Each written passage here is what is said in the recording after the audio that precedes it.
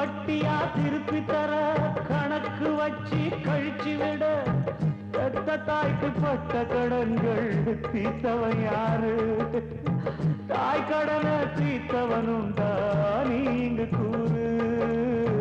வீடு பத்தி எரிஞ்சானைக்க ஆடிருக்கு ஊருல, வயிறு பத்தி எரிஞ்சா இங்கே அணைஞ்சிடாது நீருல. நிழல் கொடுக்க வச்ச மரம் நெருஞ்சி முள்ளு ஆச்சு. நாட்டுல உள்ள கவிஞருக்கெல்லாம் வணக்கங்க.